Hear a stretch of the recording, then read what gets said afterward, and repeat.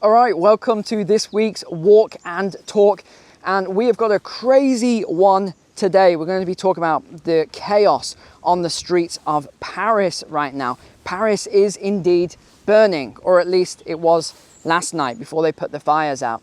It is carnage. We're going to talk about the win for the Netherlands, the UK budget, the bank bailout, all sorts of other stuff. And this is my second time recording this video. I've just been walking around for an hour recording, and the camera failed right at the end and it saved none of the footage. So yeah, that's a good start to the day, isn't it? And just a reminder that I record these videos on Friday morning, so if any news breaks by the time this comes out on the Friday night, then that's why it isn't covered. So with my arms aching now, I'm going to do it all over again. This is my workout for the day, holding this camera and everything in front of me as we do the walk all over again.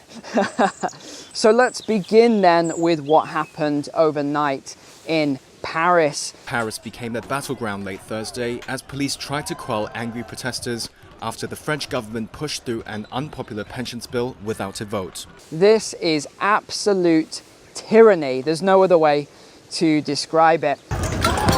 Some people flung cobblestones at the authorities, who responded with tear gas and water cannon. Fires burned in the streets nearby and cars were set alight.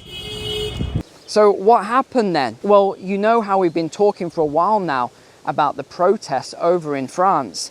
Millions of people on the street, not thousands like the media says, it's millions of people protesting. Even the politicians don't want to pass this new law, which is to raise the pension age from 62 to 64, because it is theft. That is what it is. If you've worked your whole life and you've paid into the system, then it is theft to then raise the pension age 2 years later. You are stealing 2 years from people. So the politicians didn't want it, the people didn't want it, it wouldn't have passed. So what happened? Macron, who you know I do not like at all, another Young Global Leader program from the WEF, he just went ahead and used these constitutional powers to pass it without a vote, without it going through Parliament. He just passed it all on his own. And this is why I say this is tyranny. It's absolutely shocking that one man can have that much power, that he can just pass a law like that. And that's it, basically. But he doesn't care because he's not going to run again for the next election. You see, this is how it works with these leaders. They come in, they do the damage, and then they move on. It's like with Liz Truss in the UK. Look what happened there. Look what happened with Matt Hancock, the health secretary, and all these other people. They come in, they do a lot of this damage, and then they leave, but the damage is still done. You think about Rishi Sunak as well. He wasn't voted. If you're not from the UK, then he's the Prime Minister. He wasn't voted in.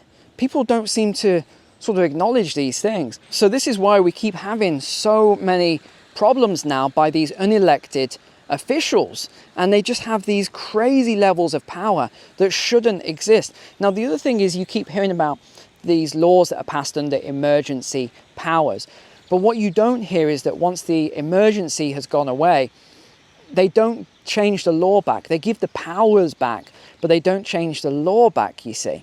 So what you're left with is the rule they put in place under emergency powers. And they use all sorts of excuses for this. Think about what happened in Canada and what Trudeau passed with truckers and everyone else. These emergency powers and all these back doors now into banks, confiscate money and everything else. We'll come on to banks in a moment as well. Well, not in a moment, shortly, because there's been another bank bailout of, this time, First Republic. And this one is huge. But before we do that, I want to come on to the Netherlands then, where they've just had a big win. In fact, let me read it out to you so I can get this accurately. The populist farmer citizen movement wins big in the Dutch election. With 94% of the votes counted, the BBB has been confirmed as the largest party in 9 of the 12 provinces and has an unassailable lead in Gelderland. The results are a setback for the government's effort to cut nitrogen compound emission by buying out the farmers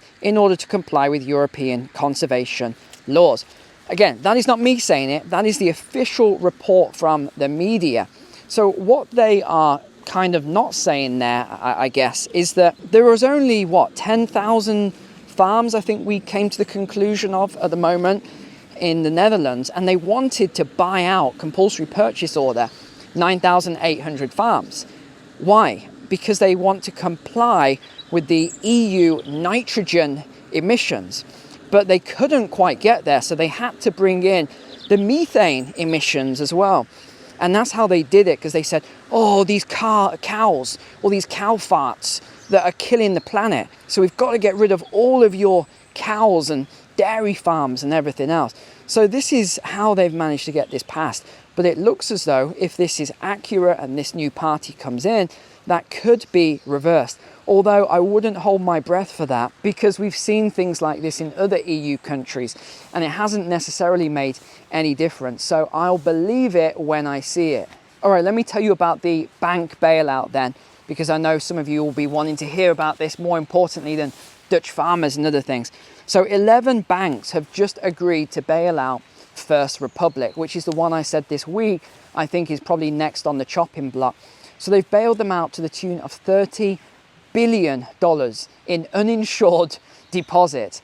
This is crazy. So, they're heroes. These banks, they're heroes. Saving First Republic. No, they're not heroes. They've done it to save their own necks. That is what a sort of coalition is. They know that if they didn't bail First Republic out, they would have been next. So all the ones that you've seen, these 11, watch them closely. This is what the media is not saying. These 11 that have done it, why have they done it? It's obvious to me anyway. Let me read out which ones. Bank of America, Citigroup, JP Morgan Chase, Wells Fargo. We keep talking about Wells Fargo.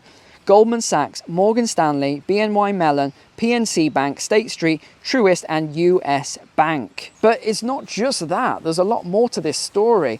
Now First Republic have just extended their credit line with the Fed. Again, why would you give a credit line, especially at 5.09%, to a bank that couldn't manage their finances when the rates were close to zero? So what do you think they're going to do now when it's 5%? It's ridiculous. It's absolutely ridiculous. This is just a ticking time bomb. And all these pundits are saying, oh, look, it proves they're so strong because they've been bailed out and given all these credit lines. No, they've been given the credit lines because of the new deposits that have been put in. That is their collateral in order to get credit lines. This is how loans work. It's unbelievable to me that these experts on CNBC and all these at Bloomberg, and that they don't understand this. This is such basic economics and they don't understand it. We've just had a funny report come out as well today. And that is, remember Deutsche Bank we talked about, where their stock has been suffering in the last week? Well, the Deutsche Bank CEO was paid 8.9 million euros in 2022 for his performance at the bank. Imagine earning 9 million in 1 year. 9 million. That would be a very nice payday. You would never have to work a day in your life ever again. And he got that in 1 year. And we keep hearing that the bankers' bonuses are not excessive. Well, I don't know. I don't know what excessive is to you, but 9 million, yes, please. I'll take that. Thank you very much. What else we got then?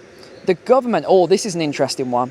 The government's independent forecaster just announced that people are facing the biggest fall in spending power for over 70 years. It gets worse. He said that UK household standard of living will drop by around 6% this year and a similar amount next year. Now, they didn't explain it, so let me just tell you why that is. If you think about wages and how they've gone up very slowly, and then you think about how inflation has gone up very quickly, well, you've got a difference there of what they are calling 6%. I actually think it's more than 6%, but just for ease with a lot of these videos, I go along with the government figures, and then once in a while I will drop in what I think the figures are, which is usually double what the government figures are. And we won't get into all of that today actually as to why, but one of the reasons is around pensions and other things. So they went on to say the UK remains on track for a disastrous decade of stagnant incomes and high taxes despite cuts to public services. So this was from the Resolution Foundation. And they said that household incomes, disposable incomes, were set to be significantly lower by the end of the forecast period in 2027 to 2028. Britain's economy remains stuck in a deep funk, with people in work but getting poorer and paying more tax but seeing public services cut. Yeah, so you've basically got loads going on there, and they're not even sort of acknowledging the true cost of inflation. They give you their own figures which just aren't accurate. Now, you think about the last decade, what's happened to UK wages. The average wage as of April last year, 2022, was £33,000. Now, that's only increased by 25% over the last decade. Now, what do you think inflation has done over the last decade? Has that just been 25% accumulated? Absolutely not. No way. In fact, if you remember my forecast, I think that the West is going to see much lower standards of living over the next 10, 20 years. I think the USA is going to have the biggest drop in standard of living. And I just roughly off the top of my head, because I haven't got my spreadsheet in front of me, I think you could see 20%, easily a 20% drop over the next 10, 20 years. You could even see that in the next couple of years if things continue going from bad to worse. But if the US ever loses its reserve currency status, forget about it. 40% would be the minimum that the standard of living would drop by. I think people would get an absolute shock as to what would happen in the USA. That's without even looking at all the social problems and political problems and the polarization at the moment in the US, which is one of the reasons why eventually, by the way, I didn't tell you this, my visa did come through for the USA. They said, oh yeah, you're approved, you can come in. I was like, no thank you, straight in the bin, or the trash, as you would say in America. Straight in the trash is what I did with that visa. I didn't want to come across now. If I hadn't have seen how amazing this island is that I live on, then yeah, I probably would have done. So that saved me there. But I do want to talk about the UK budget that's been announced there. And there's a lot in there. You don't really need to know most of this stuff. It's pretty boring and they're not really saying much. But one thing that's important for you is that your energy bill cap that was supposed to end in April has been extended by 3 months. So now it's the end of June. So it gives you a little bit more time if you haven't yet prepared, as I keep saying, to prepare. You've got a little bit more time now to prepare for this. What does that mean? Find some alternative, lower cost energy. And I keep having people say, you know, when I recommend wood burners, for example, and people say, yeah, but Neil, they're so expensive. This one was £1,000, you know, and whatever else. Yeah, it's £1,000, but think how much your gas bill will cost. It's going to be a lot more than £1,000, believe me. And for all the people who keep saying, no, Neil, the government would never, you know, allow our bills to go up as much as you think. Really? Really? Because I think they would. They've already done it to the businesses, and you're seeing businesses collapsing all over the place. So I do think they would do it to the citizens. They've done a lot worse to the citizens in the last 2 or 3 years, let's just say that. Now, the other thing that they've announced is these low carbon initiatives. So this is a $20 billion project, a $20 billion initiative. And the thing that I'm a bit baffled by is that they said our focus is going to be on carbon capture and storage. Well, do you know how much this technology costs? It costs a fortune. And I always laugh at that infographic. I'll see if I can find it. If not, then I won't put it on screen. But it was all about this, how much this technology costs versus planting a tree. You know, you can plant like hundreds of trees for the same cost of one of these machines. It might even be thousands of trees, actually. But of course, Bill Gates said, no, trees don't help in carbon capture at all. No, they're just not useful. Yeah, of course. I mean, they've only been doing the job for, you know, since forever, basically. But no, trees, which are completely made of carbon, no, they're not going to help in carbon capture. Okay, what we really need is these really expensive big machines that capture it all. Okay, yeah, sure.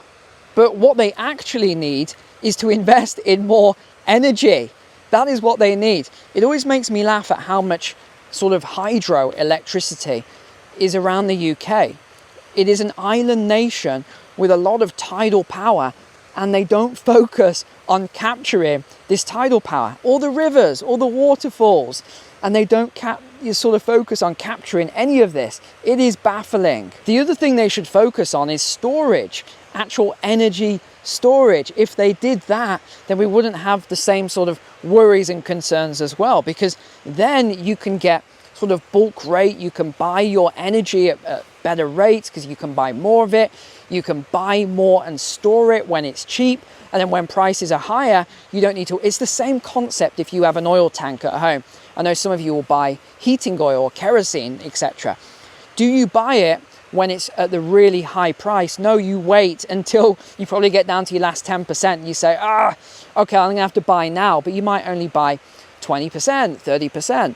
But you don't fill your tank all the way up. Then if you see a massive price drop, you fill your tank to the top and then just hope and pray that prices are down by the time you come to fill up again. But the government doesn't seem to think this way. And in fact, if you think about the US and their strategic petroleum reserve, which is on its knees, really, really low, good luck with that one. They need to fill that stuff up when it's cheap, when prices are cheap. They've also allocated then £63 million to get people back into work. But what people? Is it the young people who are still scared to return to the workplace? No, they've allocated it for over 50s. This is who they want back into the workplace. Good luck with that, because I think you're going to struggle to get a lot of the over 50s back into the workplace. It's the same psychology behind why a lot of the young people are too afraid to come back into the workplace, because of health concerns. I'll pass no comment on that. Young, fit, healthy people. Because once you create a habit in someone, it's hard to break. And if you think you're going to get now people who have retired and are enjoying retirement back into the workplace when they don't have to, unless there's a massive financial collapse and all of their assets go to zero or something, or not to zero, but you know what I mean. If their assets go down significantly, that's how you're going to get them back in, because you're going to reach tipping point theory and they're going to have to then come back into the workplace. But apart from that, I just don't see how you're going to encourage all of these people back into the workplace that don't want to be in the workplace. Now, the next one they talked about was government debt. And they expect this debt to be around 94% of GDP and to continue like this for a long time. Yeah, this one made me laugh. So they're expecting growth next year, the year after, and the year after that. They honestly think they're going to get GDP growth. How? I'm not entirely sure. And even more crazy is they've said that we're going to bring inflation down from 10.7% to 2.9% by the end of the year. I'm not even sure those figures are correct that they've actually put on the BBC website here. But let me tell you one thing. There is no way inflation is going to be 2.9% by the end of this year. There's just no way. They're still creating now currency which pushes inflation up. I honestly just don't know what they are thinking with some of these forecasts. I think it's all just hopeism. Is that the word? I did this before, didn't I? I used this word on a walk and talk, and I was like, I should have looked up what the right word is there. Hopeism, something like that. But the other one that just made me just hit, it's like a face palm on this one. They're raising the corporation tax rate from 19% to 25% under the Growth Act. Hold on. So you want to encourage more business growth in the UK and more businesses to come to the UK by increasing the corporation tax rate. Honestly, who came up with that plan? They need to be fired right away. That is ridiculous. That makes absolutely no sense whatsoever. Why would you, let's say you're in the Republic of Ireland and your corporation tax rate is 12.5%. Why would you move your company to the UK and pay 25%? That makes no sense at all. And if you're in the UK and you're paying 19% and you knew your taxes were going to go up to 25%, I know what I would do. I would move my company somewhere else. I mean, this stuff doesn't make any sense. I don't know who's coming out with these policies. The next one then is that they've announced they're going to raise defense spending, which, let me put that into layman's terms, weapons and military by £11 billion over the next 5 years. That, ladies and gents, is a significant sum of money. It's enormous. And you know why? It's because we know where this is going, this whole conflict. We know where it's going. We know where it's leading. They've already talked about it. They let the cat out the bag with Operation Mobilize, which they announced way too soon, I think. And if you don't know what that is, look into it, because you're probably going to be affected with the mobilization of civilians, as the general said. But the thing that I find interesting is that they couldn't find £7 million for the food programme. They couldn't find £4.5 million for the heating programme. So these are for the most vulnerable people in society, who we should really look after in terms of the government should look after these people and help them out. No, they couldn't find the money for that, but they found £11 billion, okay, so not M, but a B, to buy more weapons and things. I mean, this is what's wrong with the world at the moment. We've got all this money for weapons, but we haven't got money to help our most vulnerable people in society. The love has just gone, is the way I see it now, which is just a real shame. And we're seeing what's happened with politics, and now we've got this infiltration Young Global Leaders program, which they're really proud about. I just think it's a shame. I think it's a real shame, everything that's going on here. Another thing then, if you're in the UK and you're going on holiday this summer, get your passport renewed now if you need it renewed, because the passport office is about to go on strike. So 1,000 members of staff are going to be going on strike. So you know what this means? It's going to be similar to what happened with Royal Mail. It's not necessarily the strike that causes the problems, although it does cause the problems. It's the backlog afterwards, which takes months and months to clear. So if you think you're going to, get your expedited passport or whatever else, everyone is going to think the same thing. Everyone's going to try and get their expedited passport so they can go on their, exotic holiday or wherever you're going to go, or even if it's just to Spain. So make sure you get your passport ASAP before this strike. Otherwise, you're going to regret not getting it. Well, I think we could continue on for a long time yet. There's still a lot more that I could talk about, but I think we'll probably wrap it up there today. Some of the other stuff is just more of the same. Thanks for watching. I hope you got a lot out of the content this week. I know it was quite heavily on banking and the banking collapse, but it's because I think it's really important. What is more important for most people and families than making sure your money is secure? So that's why I've been so focused on this stuff this week, because these are some of the things I've been warning about for a long time. And again, I don't think this banking crisis is over. I really don't. I think that you're going to see some more yet with this banking crisis. All they've done is just put a little stopper on it at the moment, but it isn't resolved. In fact, it's actually worse than before. All right, well, I will close there then. I'm going to go and see my horse friends. Unfortunately, I haven't brought any carrots or apples for them today, so they're going to be very disappointed, but I'll have to bring double the next time. I'll put it on some B-roll here. All right, thanks for watching. Take care. God bless you and your family, and I will see you next week now. Have a great weekend.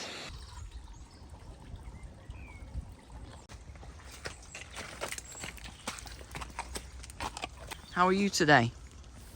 Hey, you good? And your friend? We've got a fair few abandoned buildings here. So we'll go and look at this one in a second. Actually, it's quite a lot more. Right in the centre there, covered by ivy. That looks like an old house. It actually looks like there's an entire farm abandoned over there. Yeah, here we go. That's that house.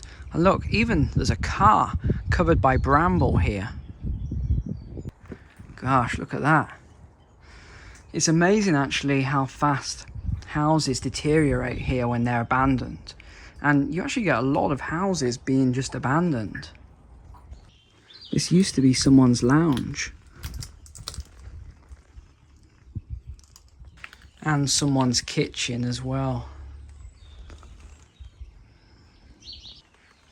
Funny enough, I actually need some cast iron downpipes at the moment. They are very hard to find on the island. because my house that I bought is a historic home, so we're renovating it, trying to get it back to how it should look. There's even an oil tank in there. So with the price of oil we were just talking about, I wonder if there's some in there. But look at that roof. That has done really well. It is still standing. That's quite amazing, actually. I could do with that roofer. Yeah, this farm's abandoned for sure.